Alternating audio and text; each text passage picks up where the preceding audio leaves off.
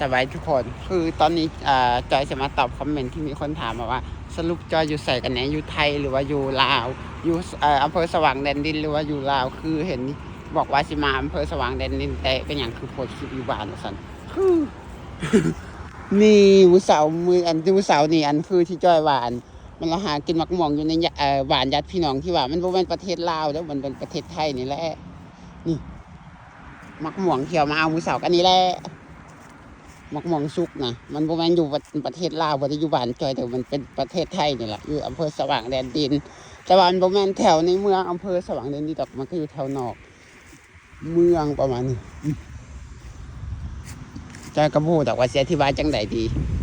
หลายคนก็ถามจอยอยู่ในหมู่บ้านนี้หยังอยู่ในอำเภอสว่างแดนดินจอยก็บ่ฮู้คือกันแต่ทุกคนฮู้แต่ว่าอยู่แถวอำเภอสว่างแดนดินแต่ว่าบ่ฮู้ว่าหมู่บ้านหยังเพราะว่าเบิ่งไงบ้านเฮือนเขากว่าสิเห็นหลังหนึ่ง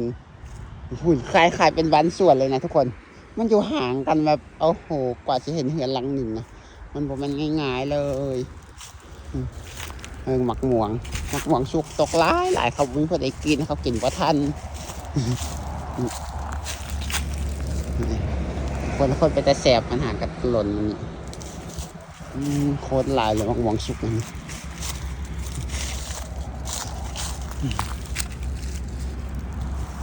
หมักหมวงทั้งเป็นทั้งสุกบางคนก็ถามว่าหมักหมวงยังบ่ทันสุกตีมันหากับเป็นแต่ว่าเท่าที่เราถามคนอยู่นี่เขาบอกว่ามักม่วงนี่จะเป็นมักม่วง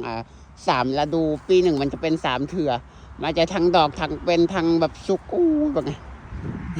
เขาบอกว่ามันเป็นมักม่วง3 ฤดูว่าซะแถวนี้นะปีหนึ่งมันเป็น3 เถื่อแล้วก็อยากหัวยุกูใส่ดิเบิ่งอยู่ไทยหรือว่าอยู่ลาวเบิ่งแต่รถเขาแล่นโคตรไวแล้วก็แล่นเลนสายอีกอะประเทศไทยแล่นเลนสายแลนเบื้องสายนะอยู่ประเทศลาวเขาจะแลนรถทางขวาแล้วอย่างทางมันก็กว้างเขาแลนรถโคตรไวเลยนะอยู่ไทยแลนรถไวได้เพราะว่าทางกว้างนะอยู่ลาวทางแคบเขาก็เลยแลนรถสายแล้วอย่างลาวทางมันพอดี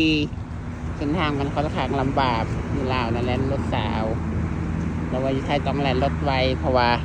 ทางสะดวกสบายไปใส่กระไดสบายเลยสัญญาณก็ดีอีกอยู่ในไทยมักหมวงไว้ทุกคนหากับเป็นกับมีมักสุกกับมีมักจำกำลังดอกกับมีเป็นตลอดเลยโดยรวมเขามีมักหมวงกินทั้งปีคือว่าแล้วอยู่บ้านเจ้าอยากได้มักหมวงแบบนี้แหละไปปลูกแต่ว่าบ้านเจ้ามันบ่มีมักหมวงแบบที่ว่ามันเป็นตลอดจังสินะอยู่บ้านเจ้ามักหมวงมันบ่ฮอดฤดูกับบ่ได้กินมักหมายแต่ละอย่างนี่มันบ่ฮอดฤดูมันบ่ได้กินเลยดิฮอดฤดูจังได้กินโดยรวมก็คือตอนนี้อยู่ประเทศไทยเด้อยังบ่ได้กลับบ้านเจ้ายังบ่ฮู้ว่าสิอยู่ไทยอีกจักมื้อแล้วก็ยังบ่ฮู้ว่าสิกลับบ้านตอนใดแต่โดยรวมคือตอนนี้อยู่ไทยยังบ่อยากกลับบ้านเทื่อหากลับมาฮอดแล้วพบกันใหม่คลิปหน้าบ๊ายบาย